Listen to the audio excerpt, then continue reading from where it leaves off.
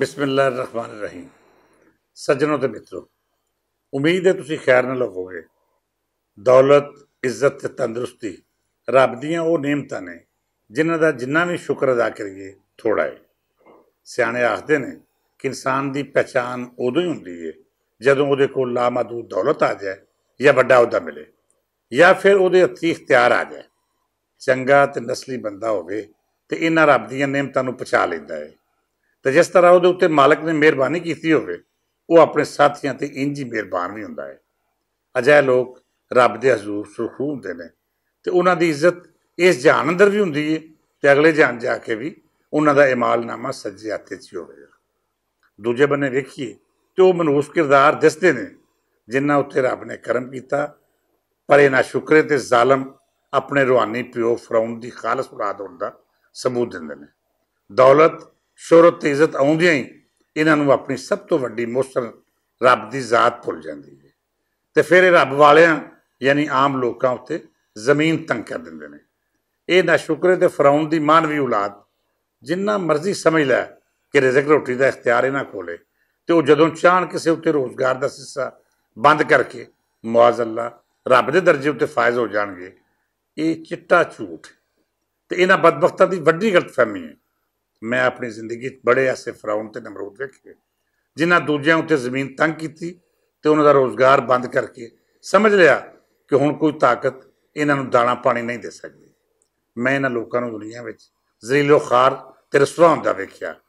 इन्हां दे अपने जम्मे पुत्तर सारे स्टाफ सामने इन्हां दी कुत्तिया करदे रहे।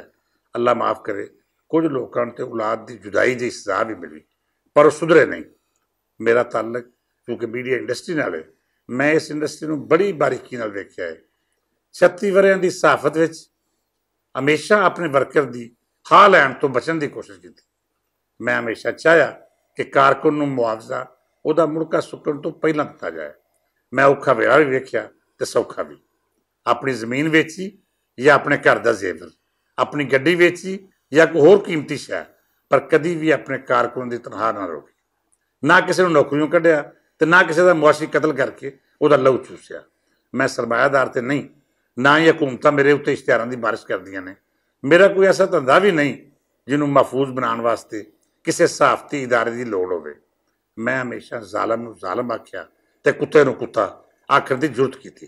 पिछले कुछ दिनों तो दिल इस करके दुखी है कि जदों की नवी हुकूमत आई है, मीडिया इंडस्ट्री के वो बिजू जिन्हां सरकारी इश्तिहारां नूं सन ला के लुटिया, उन्हां इंज वैन पाने शुरू कर दिते ने जिवें हुण भुख फकदियां मर जाना है।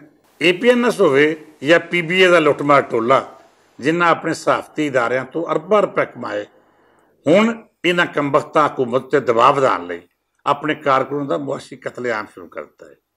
कुछ दिन पहलां खबर मिली कि ARY ने लाहौरों 30 कारकुनां तो वध नूं नोटिस दिते बगैर नौकरी तो कट छड्डिया।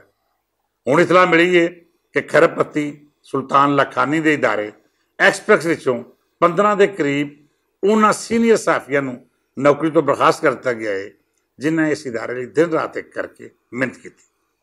इस तरह ये इतलावां भी आ रही ने कि दुनिया न्यूज़ ते 92 वाले भी कारकुनां नूं फारग करने लई लिस्टां बना रहे हैं। बंदा पूछे किहड़ी क़यामत आ गई है जिहड़ा तुसीं एकदम सहाफी वर्करां उत्ते अजाब नाज़िल करने की मनसूबाबंदी बना ली। मियाँ अमर महमूद भुखा तो नहीं सी मर चलिया, इस चैनल की आड़ च बड़ा माल कमाया है। सलमान इकबाल भी किहड़े राह टुर पिया है।